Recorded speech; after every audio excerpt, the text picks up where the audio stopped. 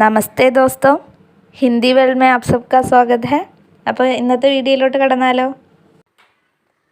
ഹിന്ദി ഉദ്യോഗാർത്ഥികളെല്ലാം കാത്തിരുന്ന എക്സാമിൻ്റെ വിജ്ഞാപനം നാളെ പുറത്തിറങ്ങുന്നതാണ്.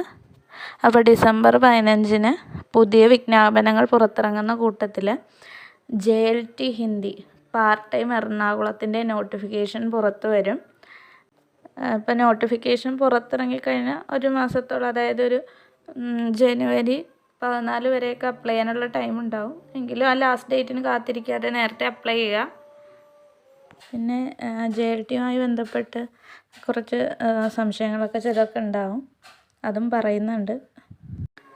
അപ്പോൾ എന്തായാലും ഇപ്പോൾ നിലവിൽ നോട്ടിഫിക്കേഷൻ പുറത്ത് വന്നു കഴിഞ്ഞാൽ ഉടനെ പഠനം സ്റ്റാർട്ട് ചെയ്യുക. കാരണം എന്താണെന്ന് വെച്ചാൽ അത്യാവശ്യം ജില്ലകളിലെ JLT വിളിച്ചു കഴിഞ്ഞു.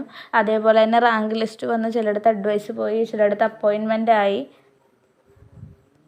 അപ്പോൾ ഇനി പരിമിതമായ ജില്ലകളിലോട്ട് മാത്രമേ ഇനി നോട്ടിഫിക്കേഷൻസ് ഉടനെ സാധ്യതയുള്ളൂ.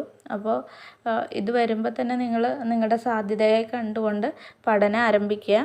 വേറൊരു തരത്തിൽ ചിന്തിക്കുകയാണെങ്കിൽ, നമ്മൾ ഇപ്പോൾ ഈ നിലവിലെ ലിസ്റ്റുകളിലെല്ലാം ഒരുപാട് ആളുകൾ കയറിപ്പോകുന്നുണ്ട്, അപ്പോയിൻമെൻ്റ് ആയി.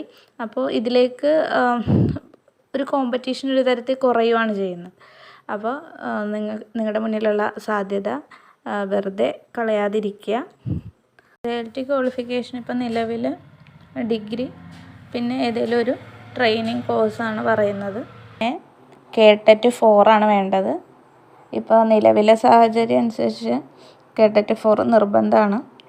കാരണം മുമ്പ് നെറ്റ് സെറ്റ് ക്വാളിഫൈഡ് ആയവരെ അവർക്കൊരു എക്സെപ്ഷൻ ഉണ്ടായിരുന്നു.